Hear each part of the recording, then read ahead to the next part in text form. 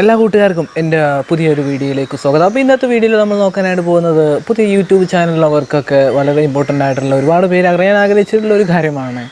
അതായത് നിങ്ങളിപ്പോൾ ഒരു 10,000 സബ്സ്ക്രൈബുള്ള അല്ലെങ്കിൽ ഒരു 5,000 സബ്സ്ക്രൈബ്, ഇപ്പോൾ എൻ്റെ ഒരു 3,000 സബ്സ്ക്രൈബുള്ള, എൻ്റെ 3000 സംതിങ് സബ്സ്ക്രൈബായി. അപ്പോൾ എനിക്ക് മറ്റൊരു ഈ ബ്ലോഗ് ചാനൽ ഉണ്ടെന്നുണ്ടെങ്കിൽ ആ ഒരു ചാനലിലെ ലിങ്ക് നമ്മൾ ഈ ഒരു ചാനലിൽ തന്നെ എങ്ങനെ കൊടുക്കാമെന്നുള്ളതാണ്. അപ്പോൾ പല ആൾക്കാർക്കും നമുക്കിപ്പോൾ 2 ചാനൽ ഉണ്ടെന്നുണ്ടെങ്കിൽ ഓരോരുത്തരെയും പോയിട്ട് നമുക്ക് വേറെ ചാനൽ തുടങ്ങിയെന്ന് പറയാൻ പറ്റില്ലല്ലോ.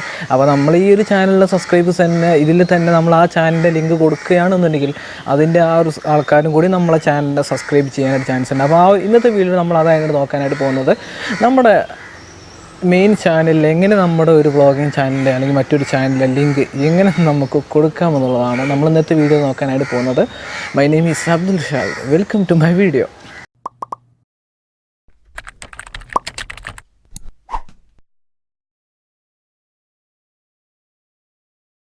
അപ്പോൾ നിങ്ങൾക്ക് ഈ വീഡിയോയിലാണ് ഞാൻ കാണിച്ചു തരാൻ പോകുന്നത് നമ്മുടെ ഒരു മെയിൻ ചാനലിലേക്ക് നമ്മുടെ മറ്റൊരു സെക്കൻഡ് ചാനലിൻ്റെ ലിങ്ക് എങ്ങനെ നമുക്ക് കൊടുക്കുക എന്നുള്ളതാണ്.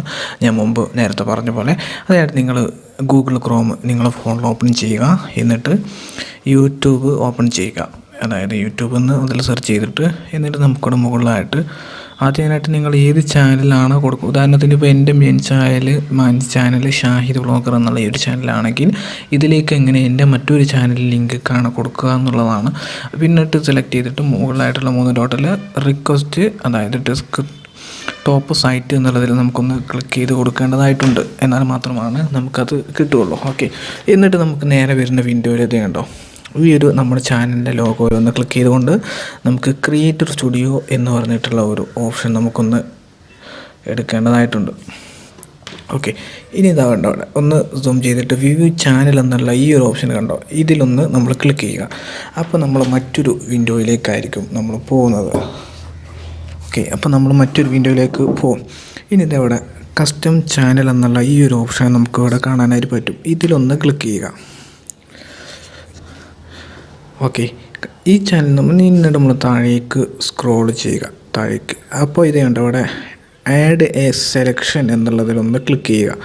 എന്നിട്ട് ഇതവിടെ ഉണ്ടോ കണ്ടൻറ്റ് എന്നുള്ളതിൽ അവിടെ സെലക്ട് കണ്ടൻറ്റ് എന്നുള്ളതിൽ താഴേക്കൊന്ന് സ്ക്രോൾ ചെയ്തിട്ട് കസ്റ്റം ഗ്രൂപ്പിംഗ് എന്നുള്ള ഈ ഒരു ഓപ്ഷൻ ക്ലിക്ക് ചെയ്യുക. ഇതുണ്ട് ചാനൽ സെലക്ഷൻ എന്നുള്ളത് കാണാൻ പറ്റും. അതിൽ ആഡ് എ ചാനൽ എന്ന് നമുക്ക് കാണുന്നുണ്ട്. ഇനി നമ്മൾ ഇതുണ്ട്, ഇപ്പോൾ ഇതിൽ 2 ഓപ്ഷൻസ് ഉണ്ട്. ഫസ്റ്റിൽ സെലക്ഷൻ ടൈറ്റിൽ എന്നാണ്, അതായത് ഇപ്പോൾ നിങ്ങളുടെ ചാനൽ ഇപ്പോൾ ഇപ്പോൾ വിഷയവുമായി ബന്ധപ്പെട്ടതാണെന്നുണ്ടെങ്കിൽ ടെക്. അപ്പോൾ ഞാനിവിടെ എൻ്റെ മൈ ടെക് ചാനൽ ആണോ, മൈ ടെക് ചാനൽ എന്ന് കൊടുത്തു. ഇനി നമ്മളെ ചാനലിലെ ലിങ്ക് URL നമുക്കവിടെ പേസ്റ്റ് ചെയ്ത് കൊടുക്കണം.